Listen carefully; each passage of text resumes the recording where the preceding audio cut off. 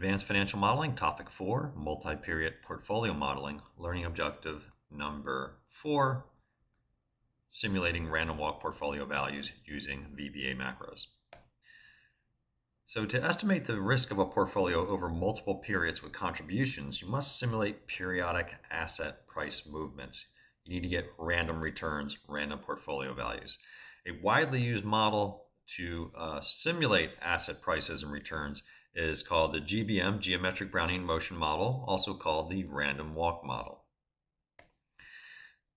So here's going to be our random walk or GBM model of returns.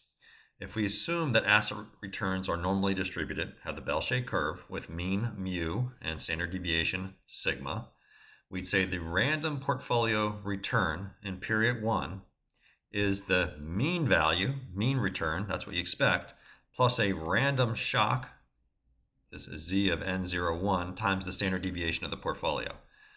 So the larger, the mu there is what you expect on average, and then you're going to have a random number, this is z of n, times the standard deviation of the portfolio. So the larger the standard deviation estimate, the more the more it could be different than the expected value. We'll talk more about what that random z is in a minute. Also, if you're trying to get a random portfolio value, V1, not just return, but portfolio value, we say it's today's portfolio value, V0, times 1 plus the mean, plus that random shock times the standard deviation. So let's talk about this random number, z of n01. What that random number is, it's a random number drawn from we call it a standard normal distribution. 0 mean, 1 standard deviation. So when you sample from this distribution, you get a lot of numbers around 0 and plus or minus 1. And you get a few numbers out here to say -2, -3 standard deviations. So when you sample from this random, when you randomly sample from this standard normal distributions, you wind up getting a numbers plus or minus 3 with a lot of numbers plus or minus 1. So what I'm going to do is show you exactly how to get these random numbers in Excel. All right, how we're going to do it is in Excel, we're going to use a function called norm_s inverse rand. So it's actually two functions, norm_s inverse, which is one function, and rand, which is another function. But let's go to the spreadsheet. So what I have here is 1,000 numbers listed here, or not 1,000 calculations listed here. And look at these calculations. They're just equals rand, open, close, equals rand, open, close. Now, every time I hit F9, I get a new set of 1,000 random numbers here. But this distribution, this from Excel's rand, is what we say a uniform distribution between 0 and 1. So if you look at all these numbers, they're all between 0 and 1. And if I actually calculate up for those 1,000 numbers, what's the average? It's 0.5. That makes sense. What's the minimum? 0. So the lowest number in that 1,000 iterations is 0, and the highest one is 1. All right, so there we go. I have a uniform distribution between 0 and 1, and that's used as Excel's rand function. But here I have a function norm_s inverse rand, so it's using the random number generated from Excel, but using this normal distribution function from Excel. And now what this generates are random numbers that come from a standard normal distribution. So if I were to draw a picture, this generates random numbers between 0 and 1. And if you graph these numbers, it would just look like a rectangle. We call it a uniform distribution. If I graph these numbers, what you'd see is it would be a bell-shaped curve. On average, or the mean of the distribution there is going to be 0. And what you'll see is a lot of numbers between plus or minus 1, and a few of them a little bigger. And actually, if you look at the numbers, 1, -1, -2, -0.5, 0.05, 0.6, most of the numbers are plus or minus 1, 1.5, and every once in a while you get a larger one. And if I do the calculations on that column, you can see the mean is 0. The standard deviation is 1. And from this set of 1,000 randoms, my highest negative is negative 3.6, and my highest positive is 3.5. So when we're using this formula here, the mean plus this random z times the sigma, the random z I'm using is that one we just calculated. A lot of numbers between -3 and +3. All right, so I'm going to use that to calculate a random return. So look at the formula on this one. This says 0.1, that's the mean, plus the random number from column C, norm S inverse rand, times the standard deviation sigma. So it's this formula right here. The random return is 0.1 plus that random normally distributed z times 0.3. And every time I hit 0.9, I get a number, a random portfolio return. If I hit F9, you can see there's a lot of numbers, looks like plus or minus 40% or so. If you calculate the average of that column, it's 10%. Standard deviation is 30%. So that makes sense. So what this random set of numbers are giving you is a normal distribution with a 0.1 standard deviation, and then the standard 0.1 mean, and it gives you a standard deviation, the fatness of the curve, of 0.3. And then the last one, I have a formula here. The future value, or the portfolio value next period, is today's portfolio value, say $100, times 1 plus the mean plus a random z times the sigma. And so you can see the formula there. $100 times 1 plus 0.1 plus, this is the norm S inverse rand, times the sigma. If you run keep hitting F9, and what you see is you get a lot of numbers around 110, maybe up to 140, 150, as low as say 70 or 80. But when I look at the actual distribution, I have a mean of about 110 with a standard deviation of about 30. So this is generating a normally distributed portfolio with a mean of 110, and the $30 is the standard deviation.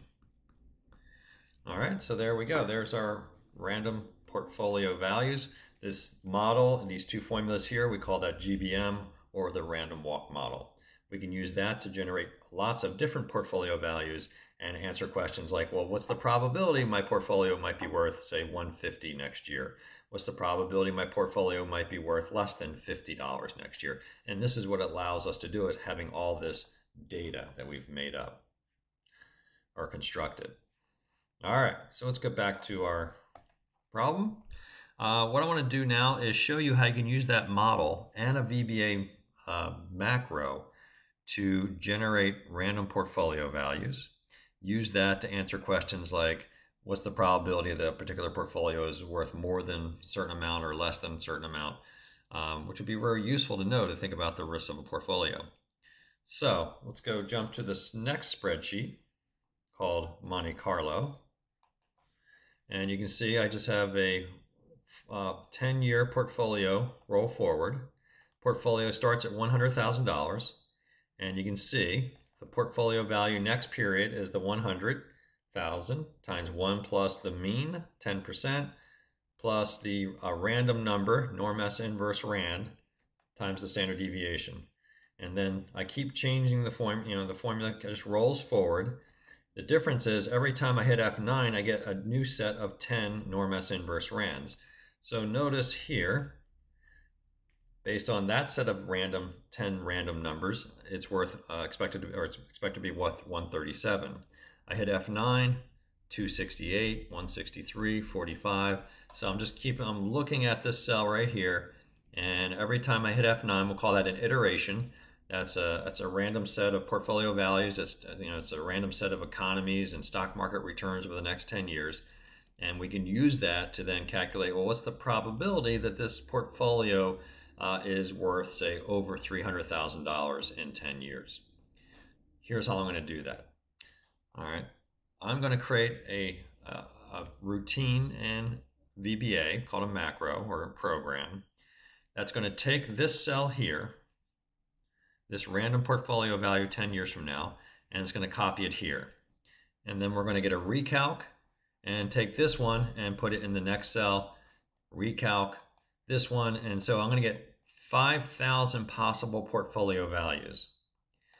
Once I have those 5,000 portfolio values, then I can do the average. I can say, what's the expected portfolio value? It should be around 259, just using Excel's FV function and using the mean of 10%. I should expect it to be 259 in 10 years. But we can just look at our simulated portfolio average to be right around 259. But then here's what those formulas can't do. What's the probability that portfolio is worth less than $200,000? What's the probability that portfolio is worth greater than $300,000? So here's how we're going to do that. We're going to write something called a macro using VBA code. That's going to take whatever is in this cell here. This is the 18th row, second column, and it's going to put it here. And when it pastes, we get an automatic recalc on our spreadsheet. Once I paste that number, say the routine pastes it or puts the cell in there, it's going to then get a new value and put it here and then here and then here. So let me show you that program.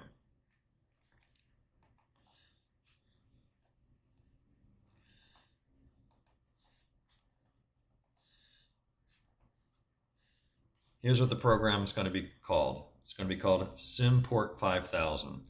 But this program is not a function. This is a macro. Okay? So in VBA, we either write functions or macros. Functions return values like CAPM. Macros usually do some kind of operation for us. And I'll show you what that means in a second. Also, macros, by definition, are programs which have no parameters. So notice I'm going to call this program Simport 5000, and I'm going to put open close brackets. That tells VBA and Excel that this is a macro that needs to be executed and not inserted. Also, all macros start with the word sub, not function. Sub stands for subroutine. But in normal everyday talk, we say these are macros. All right, so we're creating a program called Simport 5000, simulated portfolio 5,000 times, and we gave it the word sub, and here's the whole program. But now you can see it ends with the word end sub, or the last statement end sub. The whole program is one for loop. For I equal 1 to 5,000, next I. So it's setting I equal to 1, then 2, then 3, down to 5,000, or up to 5,000. And here is all the code. Here's what's going to be executed 5,000 times. It's first going to set I equal to 1, and it's going to say cells 7 plus 1, cells 8, 4, equals cells 18, 2. So I'm going to execute this within my workbook. Notice what cells 18, 2 refers to. Cells 18, 2, first of all, cells is an object in VBA. It refers to a row and column of the current spreadsheet. So cells 18, 2 is the 18th row, second column of the spreadsheet. It's whatever's in this cell. This says cells 7 plus I, 4. So 7, 4 is this spot right here. 7th row, 4th column. However, when I say 7 plus I, the first time it runs this macro, first time it runs through this loop, I is equal to 1, so it's going to be 7 plus 1, or 8. So this is 8, 14. I'm sorry, 14, 8. I'm sorry, it's 8th row, 4th column. So this is 8, 4. So it's going to put in 8, 4, whatever is in 18, 2. And then it's going to go back up to the loop, set I equal to 2. So it's 7 plus 2, 9, 4. This is 9th row, 4th column. It's going to put in that, whatever's in 18, 2. But this is going to be a new value because anytime you enter a number in a spreadsheet, you get an automatic recalc. So here's what's going to happen 5,000 times. It's going to put whatever's in 18, 2 here, then here, then here, and then here, and then here for 5,000 times. Then we'll have 5,000 random portfolio values based on a normal distribution with a mean of 0.1 and a standard 10% and a standard deviation of 30%. Now let's go ahead and insert this macro execute this macro and then see what happens, okay? If you go to the spreadsheet and hit Alt F11, you'll see SimPort 5000. I've already put it inside a module. So module 1 of our worksheet has SimPort 5000. So if that's not in there, you can just go ahead and insert it. Make sure it's not been inserted already. Okay, so I'm going to close this. It's already in my VBA, so I need to run this macro. A couple ways you can do it. You can go to the Developer tab, Macro, find SimPort 5000, and run. Or if you're in the spreadsheet, Alt F8 will bring up the macros, and I'm going to click on that, SimPort 5000, and hit run. Now watch it happen. It happens really quickly. It's going to fill up this data really quickly, and I'm going to hit run. Now look what's happening over here. Every time a value gets pasted in this area, I get 10 new random numbers and a new portfolio value at year 10, and that goes to the next row, the next row, the next row. So that program we wrote, where it's always in row 7 plus I, comma 4, make sure it's always in the fourth column, but the 8th, 9th, 10th, 11th, 12th, 13th, and so on row. We'll let this run for a minute.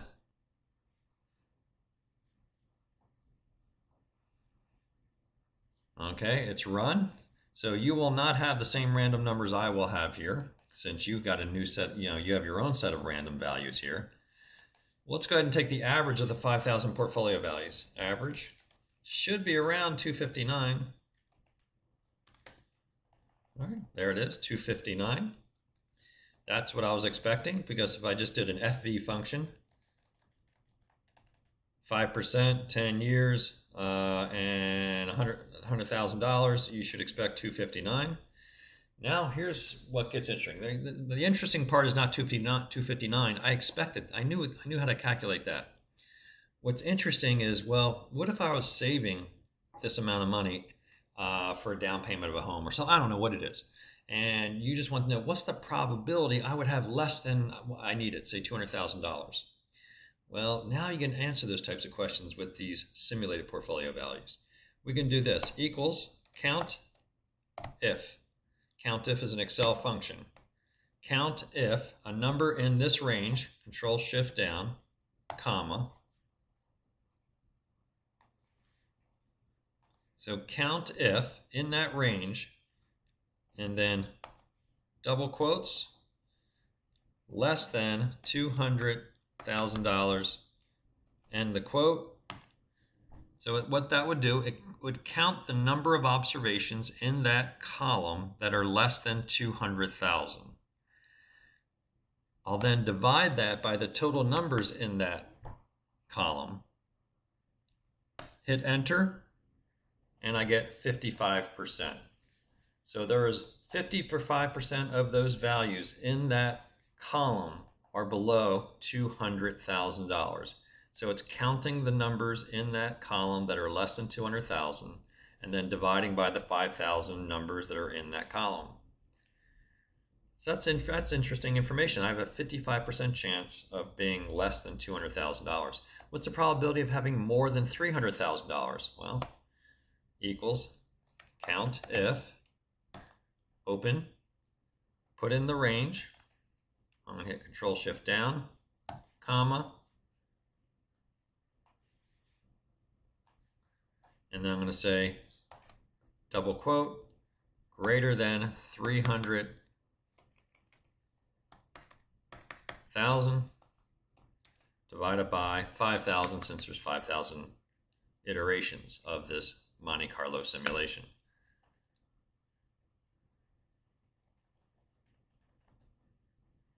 Whoops, forgot my greater than sign there. And there it is.